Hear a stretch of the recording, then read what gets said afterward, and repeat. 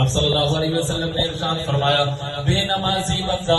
نماز میں سستی کرنے والے بندے کو 3 طرح کا عذاب قبر میں ہوگا۔ پہلا عذاب اس کے اوپر قبر کو تنگ کر دیا جائے گا، دوسرا عذاب اس کے لیے قبر میں آگ جلائی جائے گی، اور تیسرا عذاب اس کے لیے اس کے قبر میں اجزاء اس کے اوپر مسلط کر دیا جائے گا۔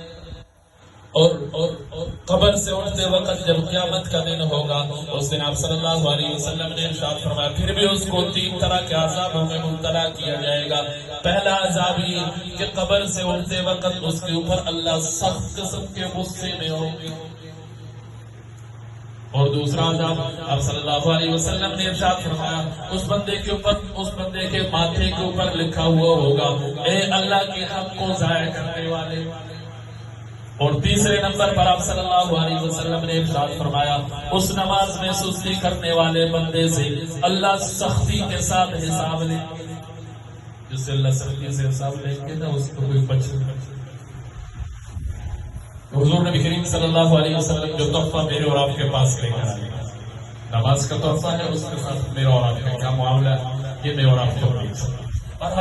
میں بات سمیٹتے ہوئے بات ختم کرنے لگا ہوں۔ آپ صلی اللہ علیہ وسلم کی شریعت، آپ صلی اللہ